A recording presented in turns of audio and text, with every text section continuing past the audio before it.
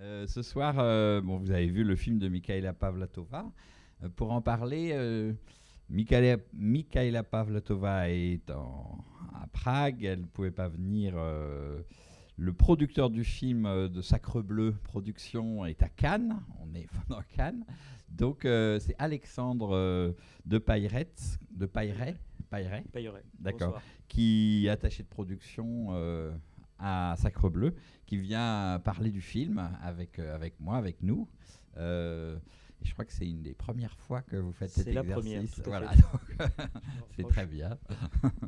Je voulais savoir d'abord, avant de parler de rentrer dans le film proprement dit, comment est-ce que ça se met en place une production comme ça d'un film d'animation comment est-ce qu'on travaille avec une cinéaste qui est une cinéaste d'animation? Alors, Michaela, d'abord, elle a fait 2 longs métrages live de prise de vue réelle. Et elle a fait un court métrage chez Sacre Bleu qui s'appelle Tram, qui est passé à Annecy. Donc, elle a débuté par la prise de vue réelle, puis après, elle est passée à l'animation. Cette production, elle est un peu particulière parce que c'est une adaptation d'un roman. Et comme elle avait un lien avec Sacre Bleu avant du fait de Tram, la connexion avec Ron s'est assez vite faite, avec une coproduction tchèque. Et en soi, le Sacre Bleu est arrivé, il y avait déjà eu un premier, une première adaptation, un premier scénario. Et Ron a conseillé à Michaela de travailler avec Yael Lévy, qui a retravaillé le scénario. Et à partir de ça, il y avait toute la bible graphique qui a été faite de Michaela. Et assez vite, ils sont entrés en production, la fabrication, avec d'une part des studios français à La Réunion, et d'autre part, c'était Gaoshan à La Réunion, et Alkai Studio du côté tchèque. Voilà. Et donc ça, c'est un processus qui prend pas mal de temps. C'est plus long de faire un film d'animation qu'un film en Bien prise plus de long. vue réelle, oui. Ouais, ça a duré presque 5 ans. Ouais. Parce que déjà, des financements, ça a pris du temps. Presque 1 an et demi, 2 ans. Et la fabrication en soi, c'est assez long. Ouais. C'est les allers-retours entre les studios et Michaela. Parce qu'elle n'est pas tout le temps à La Réunion, pas tout le temps en Tchéquie. Et du coup, ça a pris 3 ans, quasiment. Et c'est aussi quelque chose qui a un budget conséquent. Ça coûte cher de faire de l'animation. Bah ouais, c'est quand même vachement plus cher parce que ça prend plus de temps. Du coup, les moyens humains, ça coûte toujours plus cher. Mais en soi, il y a eu quand même des partenaires qui étaient présents. Donc ça s'est financé pas rapidement, mais il n'y a pas eu trop de difficultés à le financer. Et pour obtenir ce travail, cette ligne qu'on voit, la ligne assez claire comme ça du dessin, c'est un choix de Michaela. Comment elle a travaillé pour ça alors? Bah, c'est de Tram.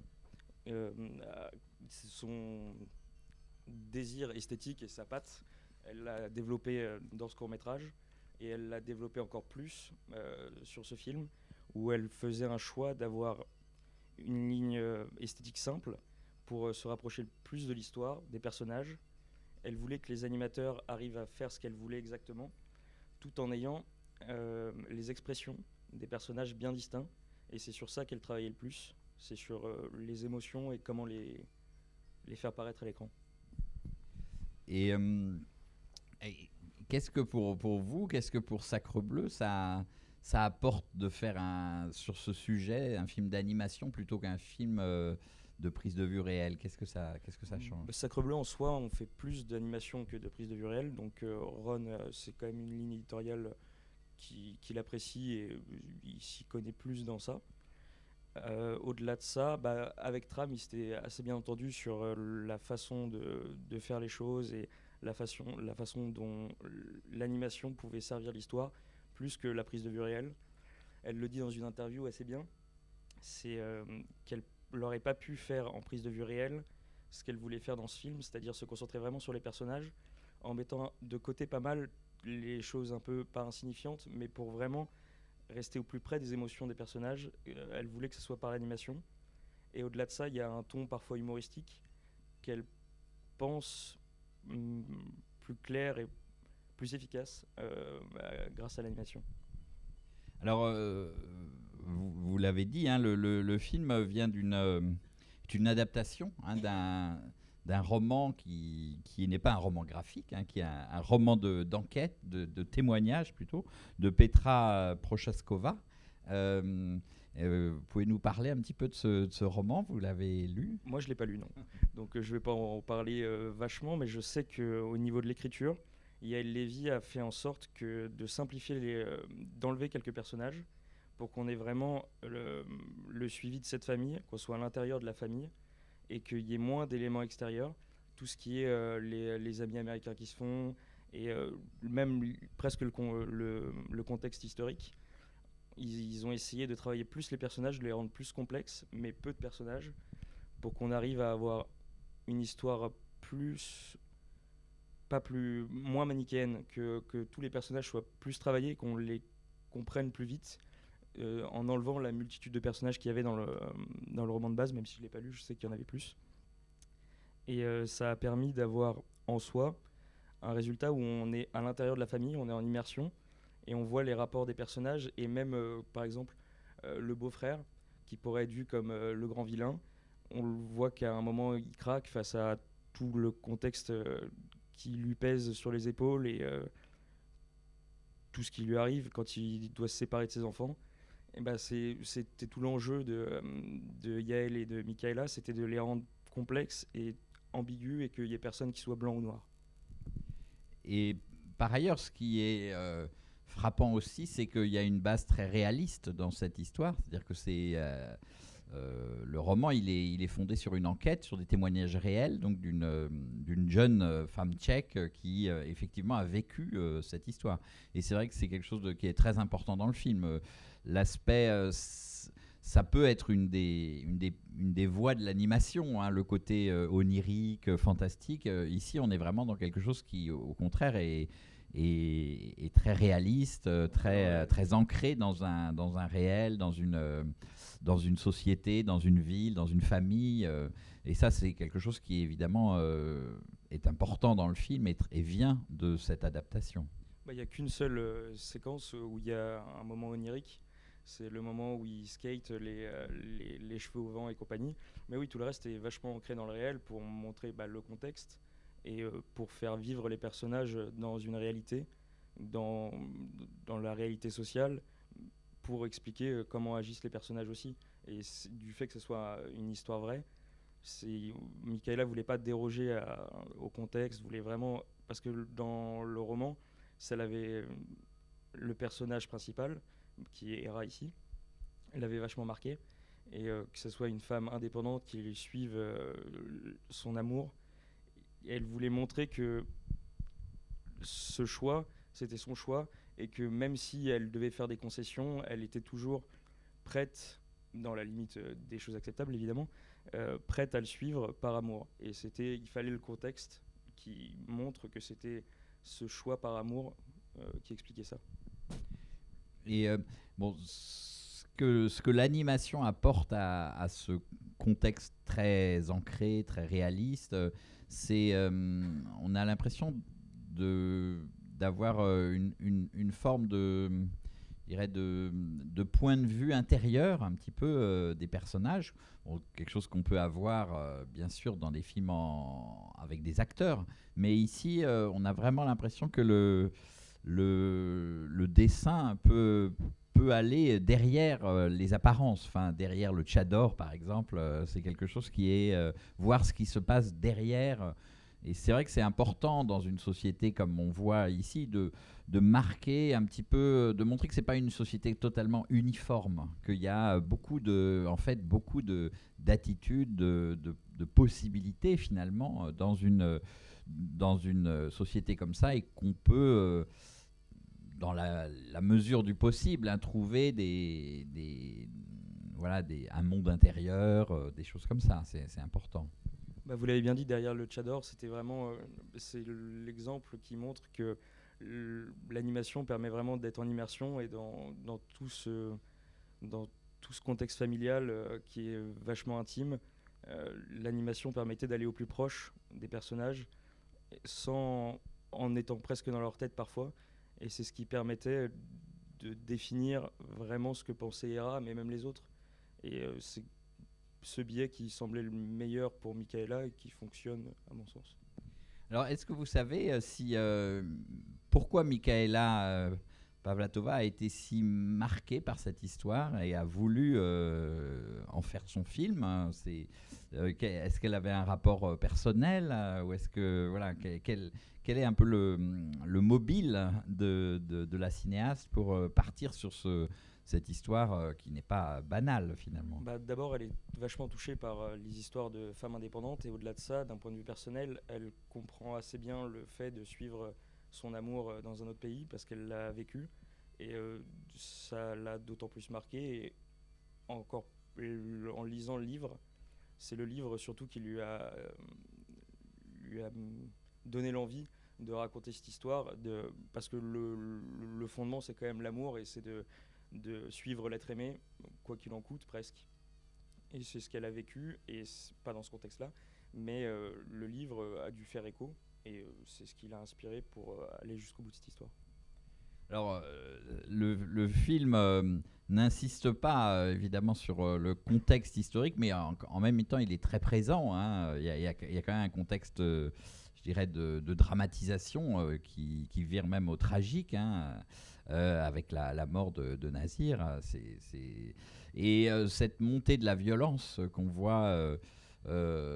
Avec d'un côté la pression des talibans, la pression du traditionnalisme dans l'islam, et puis de l'autre côté la présence quand même très, très importante pendant toute la première partie du film, en tout cas des Occidentaux, des Américains, des militaires.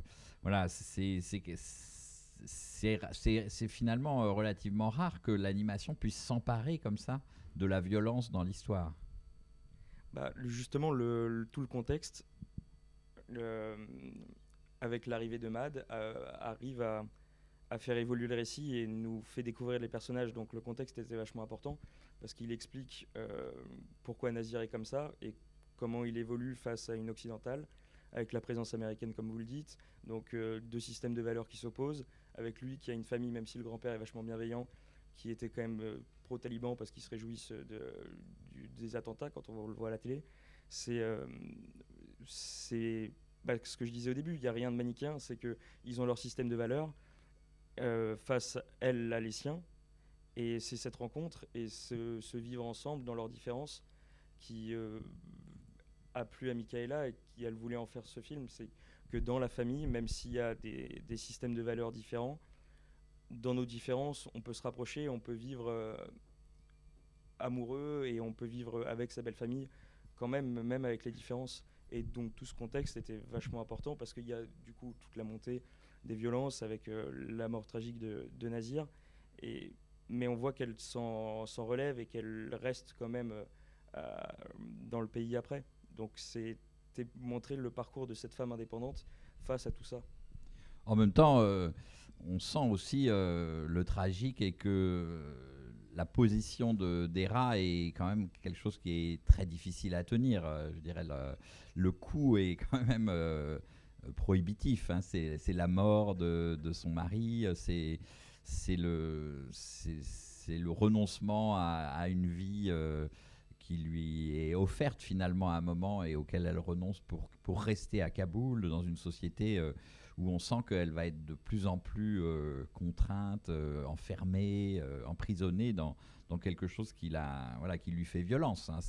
On sent quand même aussi ça, hein. Il n'y a pas non plus de concession, je dirais, au-delà de la compréhension de deux systèmes de valeurs, de deux civilisations.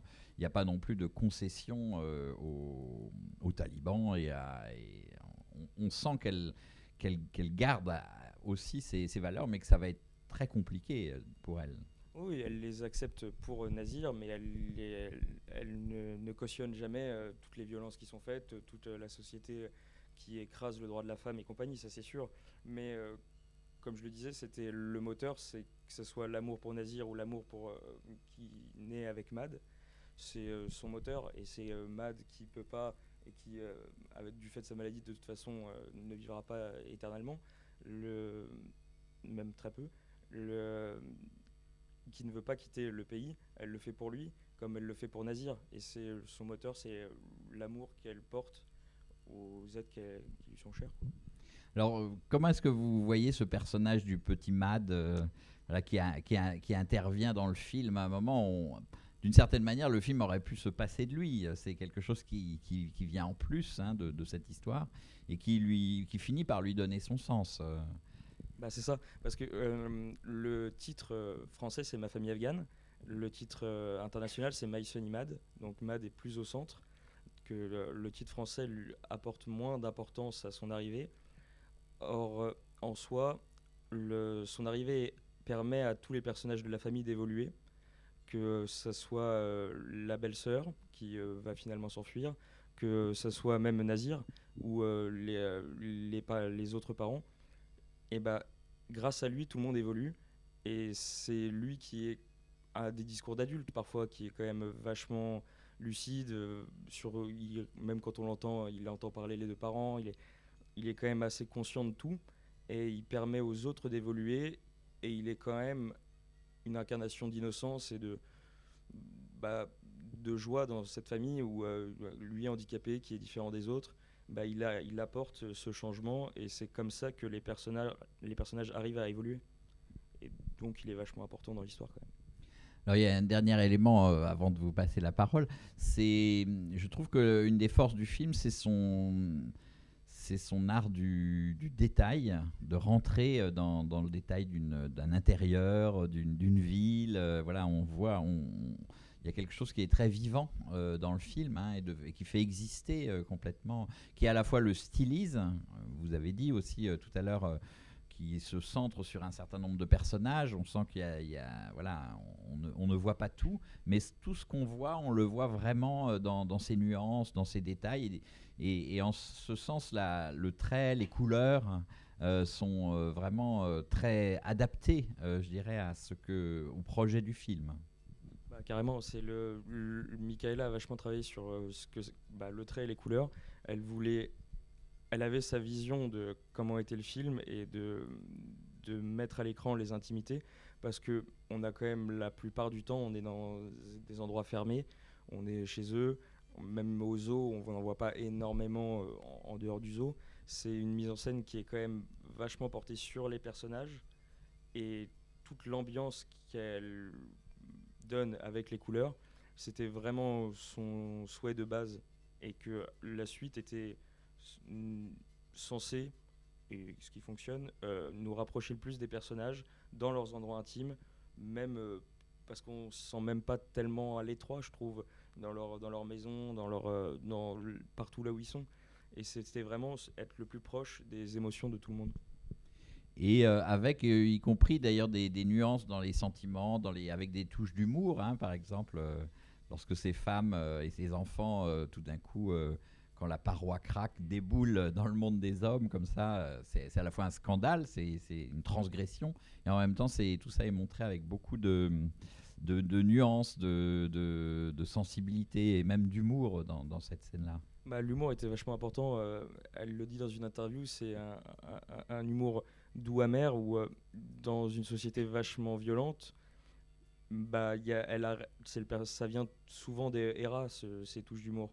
C'est son point de vue d'occidental face à cette société. Elle s'y soumet presque, mais elle a toujours ce regard parfois critique, et ce qui permet de nous mettre à sa place et de voir les choses comment elle les vit par le biais de l'humour. Ouais. Alors vous avez peut-être des questions, sûrement des questions auxquelles on peut essayer de répondre.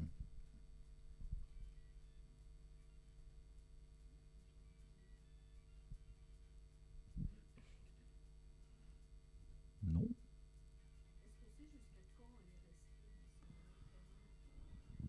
Après la mort de Nazir, Oui, qu'est-ce qui se passe après, ouais.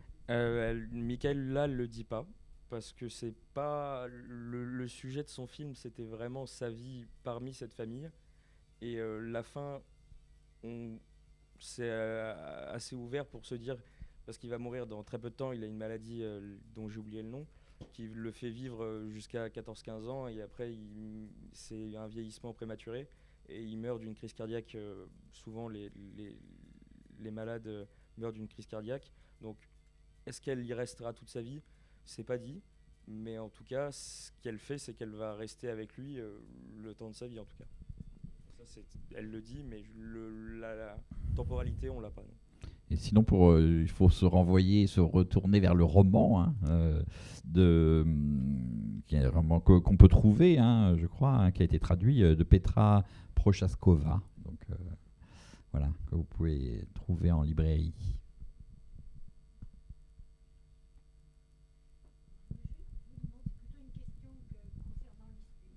Ouais.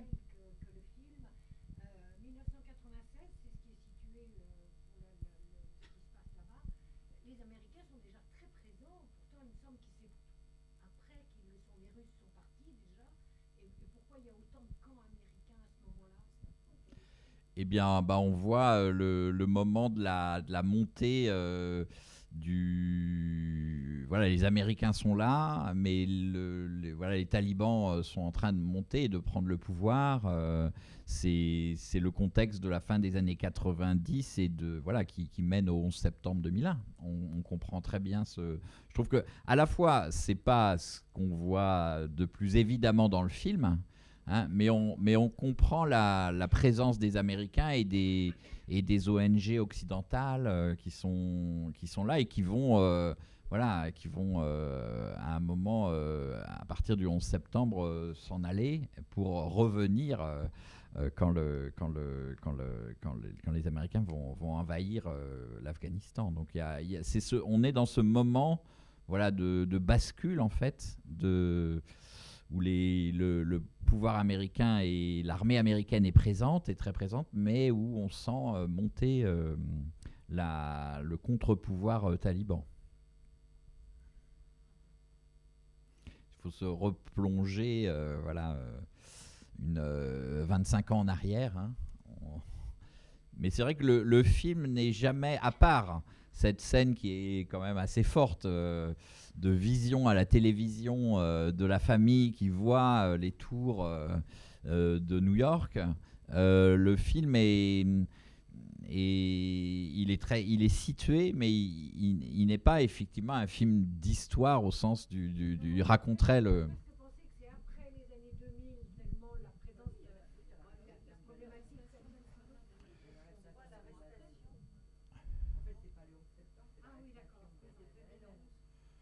Voilà, on voit le 11 septembre à un moment. Ouais.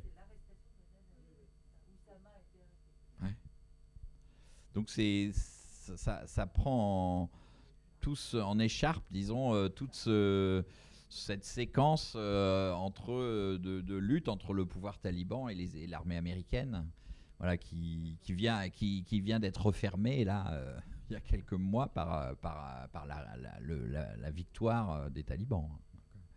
Et c'est quelque chose qu'on sent aussi. C'est dans le film. Je me demandais d'ailleurs dans quel contexte il avait été réalisé. Il a été réalisé évidemment avant puisque c'est un processus qui a pris 5 ans avant le retour des talibans. Et est-ce que oui, complètement. Ouais, est-ce que vous savez si la cinéaste Michaela Pavlatova s'est exprimée sur ça, sur le retour des talibans? Non, elle s'est pas exprimée. J'ai pas rien lu dessus. Ouais. Ça aurait été une question intéressante, évidemment, à lui poser. Ah oui, bien sûr, mais c'était exactement la réalité de la société de la fin des années 90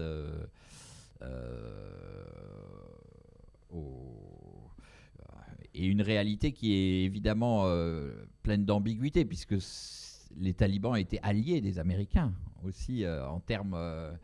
puisqu'il a fallu lutter contre les Russes. Donc c'est toute cette ambiguïté-là qui n'est pas le sujet du film, mais qu'on peut voir en même temps se dessiner derrière cette façon dont la base américaine et les ONG occidentales font travailler beaucoup d'Afghans et qui sont en même temps placés finalement à l'index, d'où la mort de Nazir, qui il meurt précisément parce que, d'une part, il travaille avec les Américains et d'autre part, il ne veut pas se retourner contre les Américains. C'est quand même c'est ça qu'on comprend. Ouais, parce qu'on lui propose. Oui, bien sûr. Bien, bah, oui.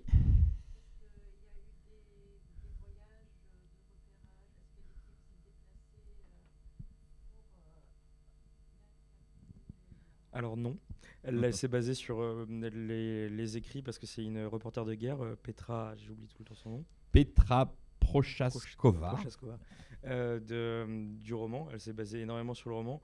Au-delà de ça, il n'y avait qu'une version de base tchèque et c'est que après que les voix ont été doublées en Darcy pour être plus dans le contexte. Parce qu'au départ, il n'y avait vraiment qu'une version tchèque qui était sous-titrée dans toutes les langues. Mais dès que le film a été fini, il y a eu le choix de le doubler en Darcy pour être vraiment en immersion complète. Mais non, il n'y a pas eu vraiment de repérage. Et pour figurer, par exemple, Kaboul, etc., comment est-ce que les animateurs ont travaillé? Ils sont travaillés donc pas à partir de repérages sur le terrain, mais à partir de photographies, à partir de... Ouais, complètement. Et c'est Michaela qui a travaillé sur toute la bible graphique, qui les a donnés aux animateurs. Elle avait des idées précises de ce qu'elle voulait en ambiance, en dessin, que ce soit tous les personnages, elle les a tous dessinés, et aussi les lieux. Donc elle avait une idée assez précise de ce qu'elle voulait pour donner aux animateurs. Et c'est vrai que c'est une des forces du film, cette manière de s'insinuer, donc comme je disais tout à l'heure, à l'intérieur des maisons, avec beaucoup de détails finalement. Voilà, on voit pas énormément de choses de Kaboul, mais tout ce qu'on voit de Kaboul, on le voit très précisément. Et donc c'est vrai qu'on pourrait penser que ça vient d'un travail de repérage très précis. Je crois que c'est très bien décrit dans le livre de Petra parce qu'elle y a vécu pas mal dans des ONG et du fait que ce soit une histoire vraie, elle a recueilli pas mal d'anecdotes et compagnie. Et ce qui donne le côté vrai au film, c'est que c'est des vrais événements et c'est la vraie vie d'une personne. Donc c'est la repéreuse entre guillemets du film, c'est l'écrivaine. C'est vrai que c'est une journaliste, reporter de guerre, qui est par ailleurs aussi une écrivaine. Donc Petra Prochaskova qui permet cet ancrage tout à fait réaliste.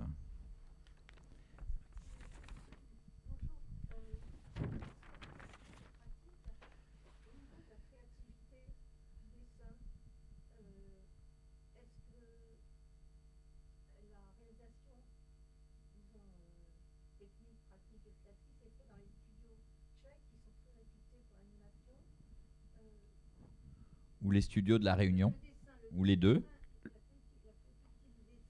Le dessin, c'est uniquement Michaela. En fait, le processus, c'est Michaela qui crée une bible graphique avec toutes les ambiances, toutes les esthétiques qu'elle désire, qu'elle dessine elle-même. Et une fois que les dessins sont faits, on fait une animatique. Une animatique, ça va être comme un storyboard. Donc, c'est des images sans réelle couleur, très, très morcelées. Et une fois que ça c'est fait, on les donne aux studios.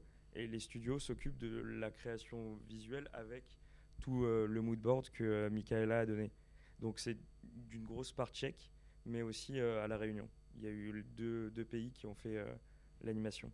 C'est une alliance entre deux savoir-faire, hein, d'ailleurs. Donc ce savoir-faire tchèque dans l'animation, hein, qui est pas nouveau, hein, c'est vraiment... c'est vrai que c'est une longue tradition de grands animateurs tchèques depuis les années 30, les années 50, voilà, bien sûr. Et qui fait alliance avec le savoir-faire français qui existe, hein, et qui est tout à fait reconnu d'ailleurs internationalement. De plus en plus d'ailleurs.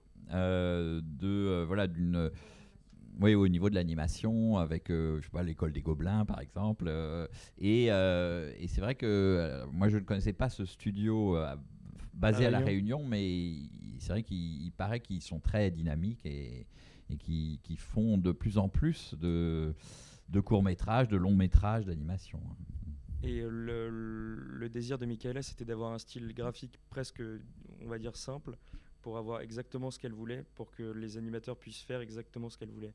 Elle n'a pas voulu styliser énormément, et c'est voulu, pour avoir, ce que je disais, l'émotion des personnages qu'elle elle dessine et qui sont mis en animation par les studios, mais elle voulait avoir la main sur exactement ce qui allait être à l'écran. Donc en le dessinant elle-même, et après l'animation au studio.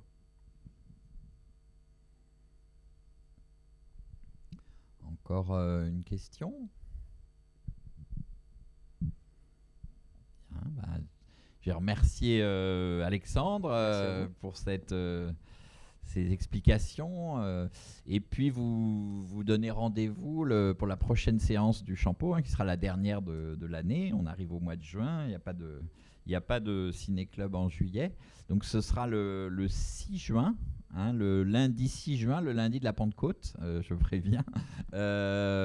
Ici, avec ce film qui s'appelle Birds of America, de Jacques L'Oeil, qui est un documentaire vraiment très passionnant sur la tradition de dessin des oiseaux du Mississippi par Audubon, qui est un grand dessinateur du début du 19e siècle et qui a, on peut dire, son travail qui s'appelle Birds of America est un petit peu une des fondations de la nation américaine.